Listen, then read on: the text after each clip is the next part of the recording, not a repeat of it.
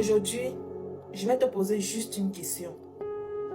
Penses-tu que si Jésus-Christ a été tenté pendant 40 jours de jeûne et de prière dans le désert après qu'il eut faim, penses-tu que le diable va faire exception de toi, de ta personne? Moi, à ta question, je vais d'abord lire sa parole et je vais te répondre. Ici, nous lisons dans le livre de Luc 4 à partir du verset 1 jusqu'au verset 13, je pense bien. Alors, je lis la parole du Seigneur Jésus-Christ.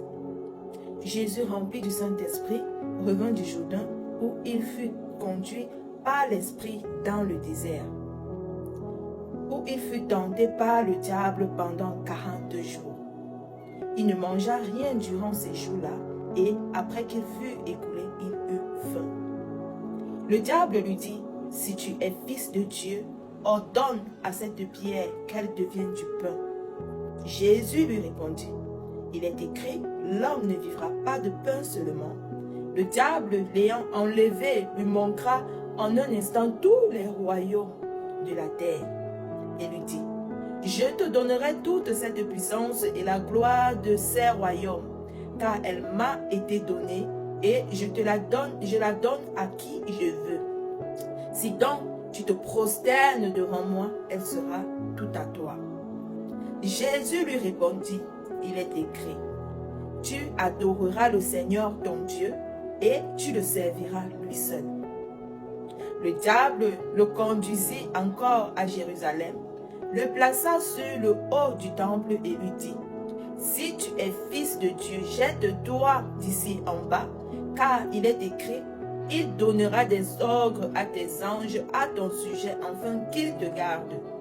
Et ils te porteront sur la main, de peur que ton pied ne heurte contre une pierre. » Jésus lui dit, il est écrit, « Tu ne tenteras point le Seigneur ton Dieu. » Après l'avoir tenté, de toutes ses manières, le diable s'éloigna de lui jusqu'à un moment favorable. Jusqu'à un moment favorable.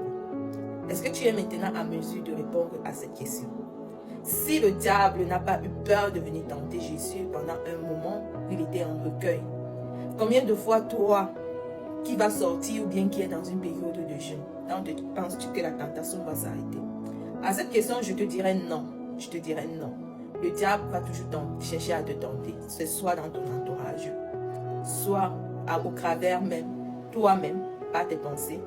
Il va essayer de toujours tenter. Alors, je viens ici, là, nous dire, Jésus nous a montré le bon exemple par sa parole. C'est parole contre parole. Si tu ne sais pas déclarer, voilà pourquoi je dis, la méditation de la parole de Dieu est importante. Pourquoi? Parce que le Seigneur Jésus-Christ nous montre un exemple ici, là, pour nous faire comprendre que la tentation sera toujours là. Et ce n'est pas la parole que nous allons déclarer. Et la parole qu'il a donnée, c'est sa parole. C'est pour ça que je disais hier dans l'autre vidéo, le Seigneur ne s'éloigne jamais de sa parole. Sa parole, c'est le feu dans la bouche. Sa parole éloigne le diable de toi.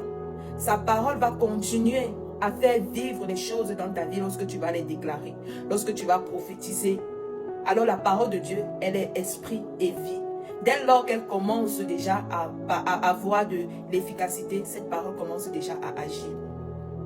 Le diable a tenté Jésus par la nourriture, par la première chose, parce qu'on dit il eut faim.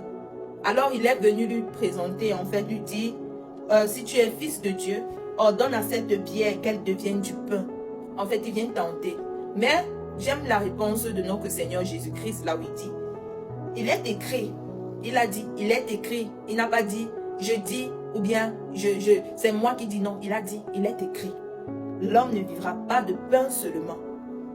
Alors, pour dire que le diable va essayer de te tenter, soit par la nourriture, parce qu'il sait que la nourriture, de toutes les façons, tu seras toujours tenté, ton corps va toujours réclamer et tout. La deuxième des choses qui vient tenter Jésus, c'est par le matériel. Lui, il dit, si c'est que tu te prosternes devant moi, je vais te donner le matériel, ce matériel qui m'a été donné. Il ne dit même pas que ça provient de lui. Pour dire que le diable, c'est comment on dit ça? Il est imitateur. Les choses qui sont sur la terre ne l'appartiennent pas. Il est obligé de commander, de venir tenter. Et c'est malheureux parce que beaucoup de personnes tombent dans son piège. Lorsque le diable arrive, il va toujours venir avec une chose qui ne l'appartient pas. La terre a été créée par Dieu. Les choses que nous voyons sur la terre aujourd'hui, tout cela, ça a été créé par Dieu. Voilà pourquoi il dit, ces choses, elles m'ont été données. Parce qu'il n'est même pas en mesure de créer quelque chose lui-même. Il est un imitateur, il est un copieur. Et au travers de ces choses qui ne proviennent pas de lui, il fait un échange de dire que si tu te prosternes devant moi, je te donnerai toutes ces choses. Il donnera à qui il veut. Pourquoi? Pour dire qu'il va toujours chercher ceux-là qui sont faibles. Il va toujours chercher même ceux-là qui savent, il sait qu'à un moment donné, ils ont été forts, mais il va chercher leur état de faiblesse pour venir leur offrir des choses. Maintenant, ça dépend de la personne. La personne, soit il prend, soit il refuse. Et tout cela, cette déclaration par la parole. Où Jésus a dit, tu adoreras. Jésus lui dit, il est écrit. Il a toujours dit, il est écrit. Pour dire que cela a déjà été écrit et ça a déjà été fixé. Donc, il n'y a plus de changement sur ça. Pour dire, il dit, tu adoreras le Seigneur, ton Dieu, et tu le serviras lui seul. Nous n'avons qu'un seul Dieu. Le reste là, ce sont les photocopies. Le reste là, n'ont pas de puissance comme notre Seigneur. Le reste là ne peuvent rien devant lui. Alors si tu trembles devant le diable, tu vas faire comment devant ton seul Dieu lorsqu'il va se présenter devant toi, alors que le Seigneur t'a déjà tout donné au travers de sa parole. La troisième tentation ici là, c'est de dire, il tente encore Jésus pour demander à Jésus de se jeter du haut en fait d'une montagne. Alors Jésus lui dit, tu ne tenteras pas ton Dieu.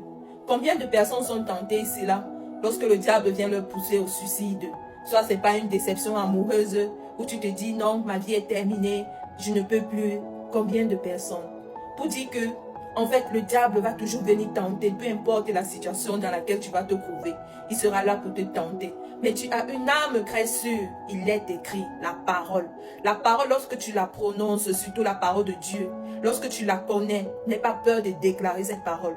Le diable fuira loin de toi. Il s'éloignera de toi. Pourquoi? Parce qu'il sait que sans la parole, il peut venir te tenter. On ne nous a pas dit ici là qu'il ne connaît pas la parole. Il connaît la parole de notre Seigneur Jésus-Christ. Voilà pourquoi toi-même tu dois t'armer de cette parole et que tu dois déclarer de cet instant. Ne pas laisser emprise sur le diable de prendre possession de toi. Mais au contraire, il fuira et il ira loin de toi. C'était ma parole en ce jour que Dieu m'a mis dans la bouche. Que Dieu te bénisse encore.